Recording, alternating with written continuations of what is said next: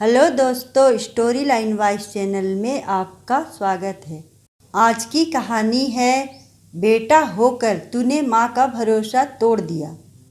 Mummy, जरा इस check पर साइन कर दीजिए, मुझे पैसों की बहुत ज़रूरत है।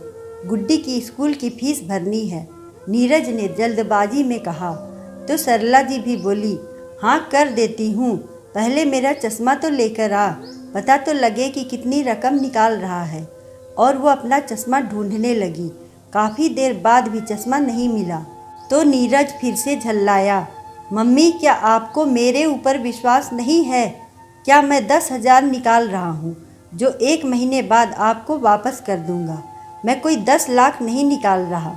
इतने में ही बहू तनु भी बोलती है, क्या मम्मी जी आपको अपने बेटे पर ही विश्वास नहीं है? अब सरला जी खुद शर्मिंदा हो गई और उन्होंने बिना कुछ पढ़े हस्ताक्षर कर दिए। बिना चश्मे के उन्हें साफ दिखाई नहीं दे रहा था। उन्होंने नीरज पर विश्वास करके हस्ताक्षर कर ही दिए। नीरज अपने काम पर चला गया। सरला जी भी अपने काम में लग गई। जब वो अपने कमरे की साफ सफाई कर रही थी तो देखा कूड़ेदान पूरी तरह से बंद नहीं था। वो उसे बंद कर ही रही थी तो देखा उनका चश्मा उसके अंदर गिरा हुआ था। ओह, ये यहाँ कैसे आया? और ये तो खराब भी नहीं है। उन्होंने अपना चश्मा निकाल कर साफ कर लिया था। बात आई और गई हो गई। एक दिन सरला जी बोली, नीरज, तेरे पापा की पुण्यतिथि आ रही है और मैं 21 ब्राह्मणों को भोजन करवाने के साथ दान पुण्य करना चाहती हूँ। चेक मैंने भर दिया है, तू 10,000 रुपये निकाल कर ले आना। सरला जी ने चेक दे दिया। नीरज चुपचाप उसे लेकर चला गया। रात में नीरज ने ऑफिस से आकर खाना खाया और कमरे में आराम करने चला गया। सरला जी कमरे में जाने लगी तो तनु ने दरवाज़ा बंद कर लिया था। सरला जी वापस अपने कमरे में चली गई। सुबह उठते ही उन्होंने नीरज को कहा कि वो 10,000 दे दे ताकि वो भोजन के लिए राशन और दान दक्षिणा का इंतजाम कर सके। मम्मी, कल तो मुझे समय ही नहीं मिला, मैं लाना भूल गया, आज मैं ज़रूर ले आऊँगा। नीरज ने बहाना बनाया और चला गया। 2-4 दिन टालता ही रहा। उसका रवैया देखकर सरला जी खुद एक दिन सैर का बहाना करके रिक्शे में बैंक चली गई। उन्होंने जब दूसरा चेक जमा करवाया तो पता चला कि बैंक में उनके खाते में 1 रुपया भी नहीं है, पर बैंक के खाते में तो 10 लाख से अधिक थे। हर महीने ब्याज भी उसमें जुड़ता था। ये सब जानकर उनके होश उड़ गए। थोड़ी देर तो उनका दिमाग शून्य हो गया। फिर उन्होंने पानी पिया और हिम्मत जुटाई और पूछा कि सारा पैसा कब और किसने निकाला। बैंक कर्मचारी जान पहचान का था तो उसने बताया कि इस तारीख को सारी रकम निकाली गई है। आपने उस पर हस्ताक्षर किए थे तो हमने रुपए दे दिए और आपके बेटे नीरज जी ने अपने खाते में ट्रांसफ़र करवा लिए। सरला जी जहर का घूंट पीकर रह गई। आखिर मैंने कब हस्ताक्षर किए? तभी उन्होंने दिमाग पर जोर डाला कि उन्हें बिना चश्मे के अंक साफ नज़र नहीं आ रहे थे और उनका चश्मा भी नहीं मिल रहा था।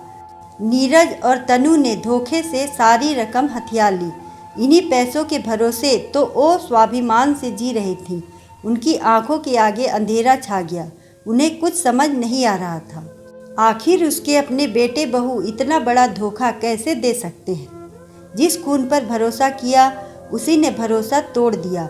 सरला जी का मन खिन्न हो रहा था। बड़ी मुश्किल से खुद को संभाल कर वो घर पहुंची। तनु बच्चों को खाना खिला रही थी। वो तनु से क्या कहती जब अपने ही बेटे ने छल कर लिया। तभी वो देख रही थी कि पिछले 4-5 दिनों से दोनों का व्यवहार बदल गया था। पहले तो उनके खाते में पैसे थे तो दोनों आगे पीछे होते रहते थे, पर पिछले दिनों से दोनों ने उनकी परवाह करना ही छोड़ दिया था। उन्होंने तनु को कहा कि उन्हें भी वो खाना परोस दे, पर लगा जैसे तनु ने सुनकर भी अनसुना कर दिया। मम्मी जी, आपको दिख नहीं रहा कि मैं बच्चों को खाना खिला रही हूँ? आप खुद रोटी बनाकर खा लीजिए। वैसे भी मैं बच्चों को पालूँ या आपकी सेवा करती रहूँ? मुझे भी 10 काम है, आपका तो आराम ही खत्म नहीं होता। बहू की जली कटी बातें सुनकर सरला जी की भूख ही मर गई। अब बहू भी कुछ बोल सकती थी क्योंकि गेंद बहू के पाले में थी। वैसे भी जिसके पास पैसा होता है तो उसका पैसा बोलता है। सरला जी अपने कमरे में चली गई और बहुत रोई, पर चुप कराने वाला, सहारा देने वाला कोई भी नहीं था। उन्हें अपने बीते हुए सुनहरे दिन याद आने लगे। नीरज के पापा देवेंद्र जी उनकी आंखों से एक भी आंसू बहने नहीं देते थे। देवेंद्र जी सरला जी का बड़ा ख्याल रखते थे। वो अपनी पत्नी की सरलता और सौम्यता पर रिझे रहते थे। सरला जी भी स्वभाव से सरल और कुशल गृहिणी थी। घर परिवार को संभाल कर रखती थी। नीरज के होने के बाद उनके जीवन में खुशियां आ गई थी। वो नीरज को बड़े लाड़ करती थी। एक बेटा होने के बाद दूसरे बच्चे की चाह भी थी, पर ईश्वर ने उनकी गोद में एक ही संतान दी। इसे ही प्रभु इच्छा मानकर उन्होंने तसल्ली कर ली। वो नीरज पर ही अपना सारा ध्यान देने लगी। देवेंद्र जी एक निजी कंपनी में मैनेजर थे। घर में सब सुख सुविधाएं थी। नीरज को भी उन्होंने अच्छे स्कूल और कॉलेज में पढ़ाया था और उसकी नौकरी उन्हीं के शहर में लग गई। सरला जी खुश थी कि बेटा हमेशा साथ में इसी घर में रहेगा। उसे बाहर नौकरी के सिलसिले में जाना नहीं पड़ेगा। अपने बुढ़ापे के प्रति वो चिंता मुक्त हो गई थी। नीरज अपने काम में मन लगा रहा था। 2-3 साल नौकरी करते हुए हो गए थे। अब सरला जी उसकी शादी के सपने देख रही थी। उन्हें कोई लड़की पसंद ही नहीं आ रही थी। उन्हें तो लग रहा था कि वो अपने बेटे के लिए हीरा ही चुनकर लाएगी, पर उनकी तलाश अधूरी ही रह गई। नीरज ने अपने कॉलेज में साथ पढ़ने वाली सहपाठी तनु को पसंद कर लिया। बेटे की खुशी के लिए सरला जी और देवेंद्र जी दोनों ही तैयार हो गए। बड़ी धूमधाम से शादी हो गई, पर तनु ऊंचे सपने देखने वाली अति महत्वाकांक्षी लड़की थी। उसे घर में हर चीज़ ऊंची और ब्रांडेड चाहिए थी। अपनी सहेलियों के बीच में वो अपना रुतबा बनाए रखना चाहती थी। उसकी इच्छाओं और सपनों का कोई पार नहीं था। नीरज भी उसी को खुश करने में लगा रहता था। सरला जी और देवेंद्र जी अपने बेटे में आए हुए बदलाव को देख रहे थे, पर वो कुछ नहीं कहते थे। उन्हें लगता था कि दोनों सुखी रहें, घर में क्लेश ना होवे। तनु और नीरज के 2 बच्चे हो गए थे। दोनों को दादा दादी बड़े लाड़ से पाल रहे थे। तनु की फरमाइशें अभी भी कम नहीं हुई थी। कभी मूवी तो कभी मॉल में शॉपिंग करना उसकी दिनचर्या में शामिल था। उसे सिर्फ अपने पर खर्च करना अच्छा लगता था। सास ससुर के खर्चे उसे अखरते थे। उसका यही रवैया देखकर देवेंद्र जी सतर्क हो गए थे। जब उनको रिटायरमेंट का पैसा मिला तो उन्होंने ये पैसा सरला जी का खाता खुलवा कर उसमें जमा करवा दिया। क्योंकि वो जिस कंपनी में काम करते थे वो निजी कंपनी थी, तो उसमें पेंशन भी नहीं मिलने वाली थी। शायद अपने भविष्य का उन्होंने पहले ही सोच रखा था, और कुछ दिनों बाद ही अचानक हृदयघात से उनकी मृत्यु हो गई। सरला जी ये सदमा सहन नहीं कर पाई। बड़ी मुश्किल से वो सामान्य हुई, पर पति की यादें उनसे भुलाई नहीं जाती थी। नीरज की नौकरी सही चल रही थी, पर वो किसी न किसी बहाने सरला जी से पैसे मांगता रहता था। सरला जी समझती थी वो अप्रत्यक्ष रूप से हर महीने 10,000 रुपये उनके खर्च के लिए ही लेता था। कभी फीस के बहाने तो कभी राशन दवाई के बहाने, और दोबारा वापस नहीं करता था। इन सब के पीछे तनु का ही हाथ था, इसलिए वो बेटे की मजबूरी समझकर चुप रहती थी। पर आज तो हद हो गई। नीरज ने सारा ही पैसा धोखे से हथिया लिया। शाम को नीरज ऑफिस से आया। उसके खाना खाने के बाद सरला जी ने नीरज को कहा, नीरज, मेरे खाते से 10 लाख रुपए यूँ चोरी के निकालने की क्या ज़रूरत थी? तू मुझसे मांग लेता। इस तरह मुझे धोखा देते हुए तुझे शर्म नहीं आई? मेरे बाद तो वो पैसा तेरे पास ही रहता, मैं तो उसके साथ भी नहीं ले जाती। इस तरह अपनी ही माँ के साथ छल करना अच्छी बात नहीं है। मम्मी, आप मुझ पर झूठा इल्ज़ाम लगा रही हैं। मैं आपके बैंक से पैसा क्यों लूँगा? नीरज नज़रें चुराते हुए बोला। तू सच्चा होता तो नज़रें नहीं चुराता। और हाँ, मैं खुद आज बैंक गई थी। मुझे वहाँ बैठे शर्मा जी ने सब बता दिया है। अब सच्चाई मुझसे छुपी नहीं है। सरला जी की बात खत्म होने से पहले ही तनु आ गई और चिल्लाकर बोली, आप मेरे पति को इस तरह डांट नहीं सकती हैं। आपने ही तो खुद उस दिन चेक पर हस्ताक्षर किए थे, फिर इन पर इल्ज़ाम क्यों लगा रही हो? तनु, मैं अपने बेटे से बात कर रही हूँ। तुम ना ही बोलो तो अच्छा है। मुझे क्या पता था कि मेरा बेटा 10,000 की जगह उसमें 10 लाख की रकम भरकर मुझसे पैसे छीन लेगा। मैंने तो 10,000 के ही हस्ताक्षर किए थे। तनु फिर से तुनकते हुए बोली, अब पैसे ले भी लिए तो क्या हो गया, एक खाते से दूसरे खाते में ही तो आए हैं। मेरे पति ने कहीं खर्च तो नहीं कर दिए।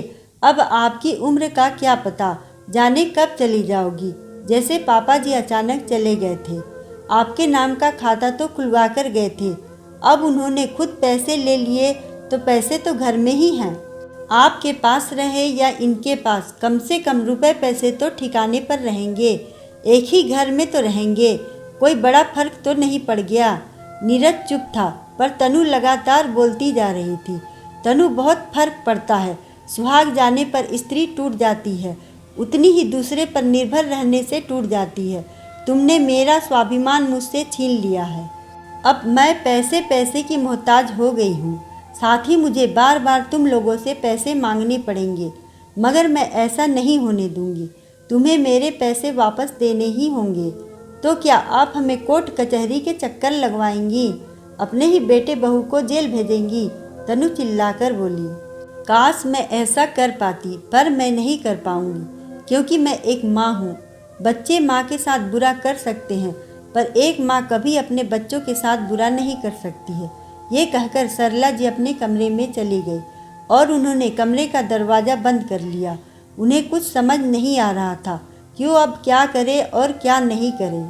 तभी उनके दिमाग में एक विचार आया।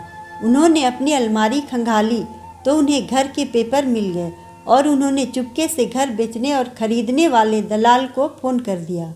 7 दिन घर में शांति रही। नीरज अपनी माँ से नज़र नहीं मिला पा रहा था। एक दिन शाम को घर की घंटी बजती है। सामने दलाल और साथ में एक परिवार था। उन्होंने घर को अच्छे से देख लिया। ये कौन लोग हैं और घर के अंदर क्यों आ गए? नीरज गुस्से से बोला, बेटा ये हमारा घर खरीदने आए हैं, 80 लाख में तो बिक ही जाएंगे। सरला जी बोली, हम ये घर नहीं बेच रहे हैं, आप बाहर चले जाइए, नीरज ने तेज आवाज़ में कहा। तभी सरला जी बोली, तू घर बेचने वाला कौन होता है? ये घर मेरे नाम पर है और मैं ये घर बेचना चाहती हूँ। मुझे रुपयों की सख्त ज़रूरत है।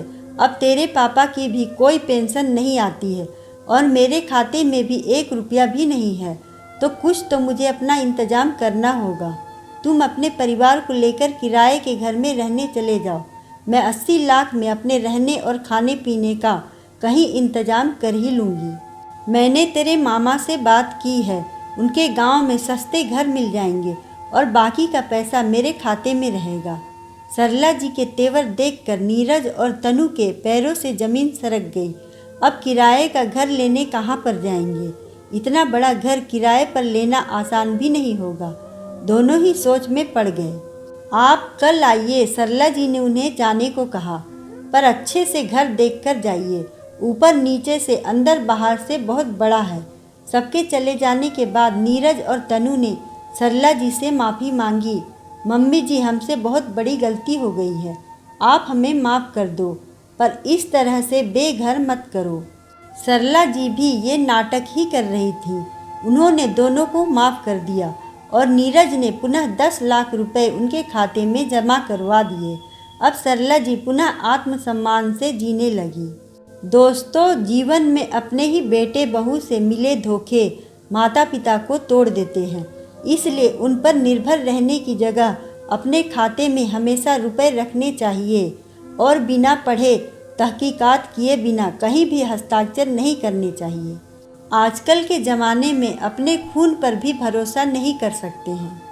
अगर आपको कहानी अच्छी लगे तो वीडियो को लाइक करें, चैनल को सब्सक्राइब करें और कमेंट में बताएं कि आपको कहानी कैसी लगी। धन्यवाद।